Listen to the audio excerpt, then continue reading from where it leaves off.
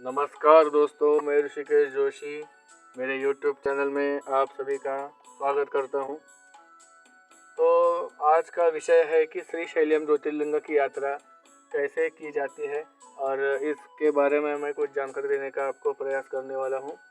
आप सभी से मेरी विनती है कि आप हमारे चैनल को कृपया सब्सक्राइब कर लें और लाइक, कमेंट तथा आप शेयर भी कीजिएगा। तो चलिए दोस्तों, शुरू करते हैं श्रीशैल्यम ज्योतिर्लिंग की यात्रा के बारे में सविस्तर जानकारी। तो श्रीशैल्यम जाने के लिए हमें सबसे पहले जाना होता है हैदराबाद। अगर आप रेलवे से सफ़र करते हैं तो आपको रेलवे स्टेशन के बाहर आके सेंट्रल बस स्टैंड जाना पड़ेगा। सेंट्रल बस स्टैंड यानी कि इसको CBS कहा जाता है। CBS बस स्टैंड में जाने के बाद हमने वीडियो में दिखाया है आपको प्लेटफॉर्म का नंबर, और इस प्लेटफॉर्म पर आपको रुकना पड़ेगा। वहाँ पे आपको आसानी से श्रीशैल्यम के लिए बस मिल जाएगी। अगर आप सिंपल बस देखते हैं तो आपको 350-400 के आसपास किराया पड़ जाता है, और अगर आप लग्जरी बस में ट्रैवल करना चाहते हैं तो इसके लिए आपको लगभग 550-600 रुपये के आसपास किराया पड़ सकता है। किराया तो वैसे बदलते रहेगा, लेकिन अभी जो देखा गया है वो किराया इतना था।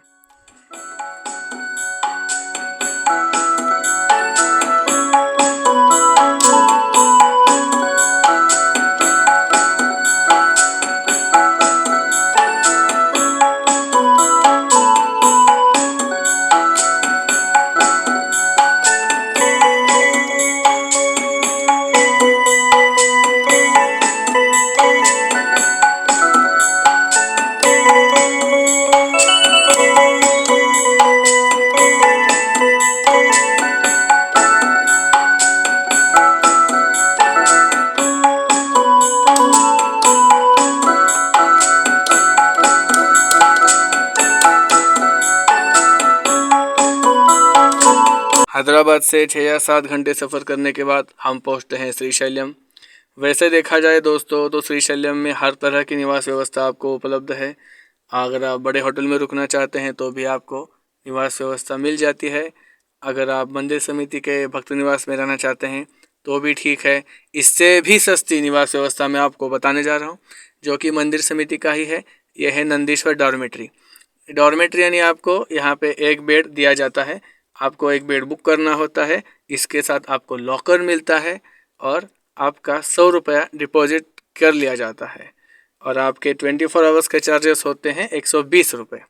मतलब आपको 24 आवर्स का सामान रखने का या बेड पे सोने का 120 रुपया देना होता है, और आपका डिपॉजिट आपको बेड छोड़ते वक्त दिया जाता है।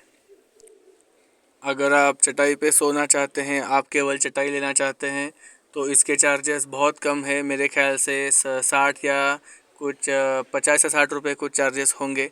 इसके बारे में मैं कंफर्म नहीं बता सकता, लेकिन बहुत कम है।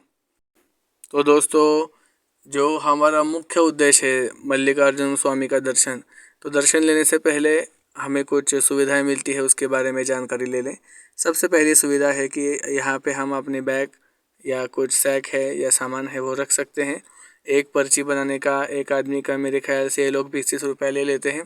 इसके बाद यहाँ पे शूज़ रख सकते हैं। उसके बाजू में ये मोबाइल काउंटर है। मोबाइल जमा करने के बाद भी आपको रिसीट दी जाती है, और दर्शन होने के बाद आप रिसीट दे के अपना मोबाइल ले सकते हैं। इसके भी चार्जेस बहुत कम होते हैं, मेरे ख्याल से कुछ 5-10 रुपये ही होंगे, ज़्यादा नहीं है। इसके बाद ये आप देख रहे हैं, ये है टिकट घर। टिकट घर में आपको अलग अलग काउंटर दिखाई देंगे। सबसे पहला काउंटर जो है वो है शीघ्र दर्शन, दूसरा है अति शीघ्र दर्शन वाला। तो शीघ्र दर्शन जो होता है जो 150 रुपया उसका टिकट होता है, और अति शीघ्र जो होता है उसका टिकट 300 रुपया होता है। तो जब ज़्यादा भीड़ होती है तो भीड़ के हिसाब से टाइम लगता है। अगर अति शीघ्र दर्शन करेंगे तो मेरे ख्याल से कुछ आधा पौना घंटे में दर्शन मिल जाते हैं, और शीघ्र दर्शन जो होता है वो उसमें थोड़ा सा 1.5 घंटा लग जाता है। जैसे भीड़ हो उस हिसाब से ये टाइम होता है। अगर ज़्यादा भीड़ नहीं होगी तो आपको जल्दी दर्शन मिल जाता है। और इसके बाद एक आता है जो होता है फ्री दर्शन। तो फ्री दर्शन के लिए कोई टिकट लेना ज़रूरी नहीं है या कोई पास नहीं है, आप डायरेक्ट लाइन में जाके खड़े रह सकते हैं। बाकी आप ये देख रहे हैं कि टिकट लेने के लिए भी लोगों ने बहुत भीड़ लगा रखी है।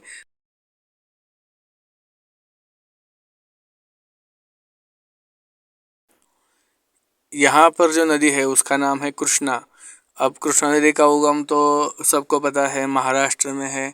हमारे सातारा जिले में जो महाबलेश्वर है, महाबलेश्वर से इस नदी का उगम होता है। तो ये नदी सातारा, कराड़, सांगली करके कर्नाटका से यहाँ पे आ जाती है। और कृष्णा नदी को यहाँ पे कहते हैं पाताल गंगा, क्योंकि इसका रंग जो है वो कुछ कृष्ण वर्ण दिखाई देता है, तो इसलिए इसको कहते हैं पाताल गंगा। तो पाताल गंगा में स्नान करने के लिए यहाँ पे रोपवे सुविधा उपलब्ध है। आप रोपवे का टिकट लेके इस तरह से पाताल गंगा स्नान के लिए भी जा सकते हैं। रोपवे है और रोपवे के आगे आपको बोटिंग की सुविधा भी बहुत अच्छे तरीके से मिलेगी। और रोपवे में जाने के लिए टिकट होता है, टिकट काउंटर में लाइन में खड़े रह के हमें इसका टिकट निकालना पड़ता है।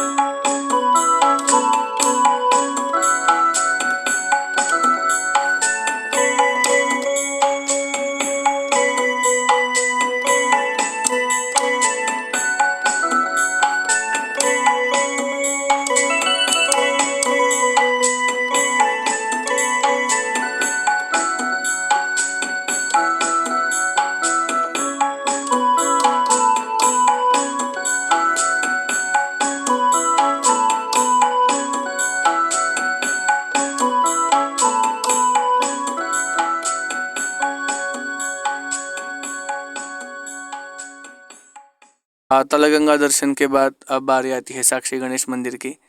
जब हम श्रीशैल्यम गांव में प्रवेश करते हैं तो सबसे पहले हमें यह मंदिर दिखाई देता है। ये प्राचीन गणेश माने गए हैं। मंदिर समिति की जो वेबसाइट है उस पर मैंने एक कथा पढ़ी थी कि अगर कोई भक्त गणेश जी के सामने आके उनको अपना नाम, गोत्र आदि जानकारी देते हैं तो ये जानकारी गणेश जी सुन लेते हैं और कैलाश पर्वत में भगवान शिव जी से जाके ये कह देते हैं। ये साक्षी होते हैं, इसलिए इनका नाम साक्षी गणेश है। श्रीशैल्यम परिक्रमा के लिए, यात्रा के लिए जितने भी भक्त आते हैं उन सब की जानकारी गणेश जी रख लेते हैं। सबकी जानकारी रखने वाले, क्षेत्र के रक्षण करने वाले, ऐसे इनके गुण हैं, इसलिए इन्हें साक्षी गणेश कहा जाता है। इनका महत्व काफ़ी असाधारण बताया गया है श्रीशैल्यम यात्रा के दौरान। तो प्राचीन जो क्रम है वो ये है कि सबसे पहले इनके दर्शन करने चाहिए, उसके बाद पाताल गंगा में स्नान, पाताल गंगा के स्नान के पश्चात फिर ज्योतिर्लिंग के दर्शन करने चाहिए। तो ये जो प्राचीन क्रम है वो इस तरह है।